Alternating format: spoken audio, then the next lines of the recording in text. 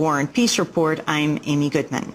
A federal appeals court has ruled President Bush can order the indefinite jailing of civilians imprisoned in the United States.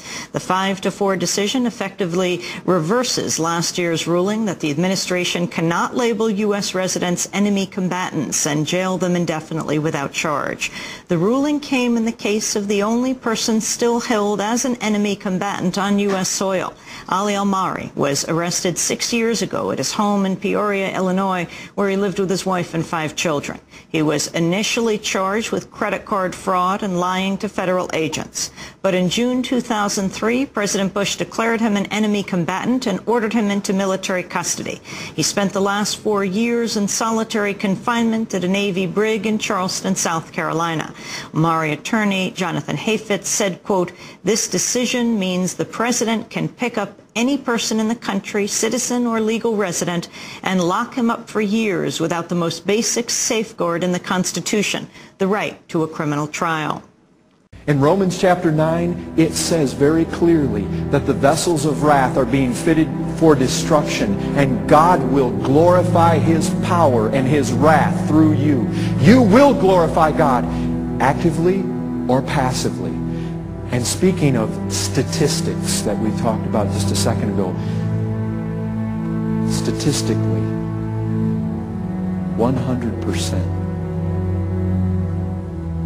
of all people who do not bring forth good works, 100% of all people who die without Christ, they are in hell now. Second thing, the severity. I have literally trembled as I have studied this topic. What causes my soul to shake within me is the eternality, the foreverness of hell. But when you think about the severity of hell, you begin to realize it is no slap on the wrist. Hell is fearsome. It is dreadful. We read our Bibles and we can pass over those texts so freely, so easily, weeping, gnashing of teeth. Because more than heaven, Christ spoke of hell. More than love, Christ spoke of eternal destruction. More than the church to come, Jesus warned of God's wrath and judgment and hell to come.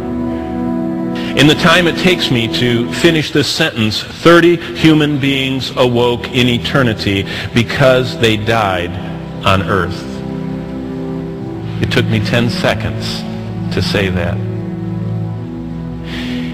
And in that time, since I said it till just now, 30 individuals have awakened.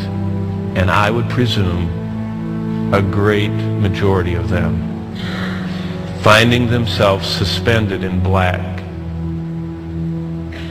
and feeling that blast of hell. Every hour, 6,464 people die, 155,131 per day, 56 million a year, and 108 since I started this sentence a minute ago. I believe that we must pause and reflect on the destination of all those travelers from earth, because Jesus did. And I'm going to show you 42 times just in Matthew. 42 times in 28 chapters. And remember this concerning the damned. Every sin receives its own torture in hell. Not only mortal sins, but venial sins. Every single one.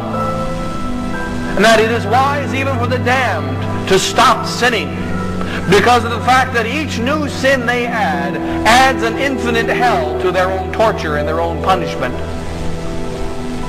So that the man who has committed 100,000 sins against purity, for instance, and the man that is considered 100,001, the one that has committed 100,001 will suffer infinitely more than the one who committed 100,000.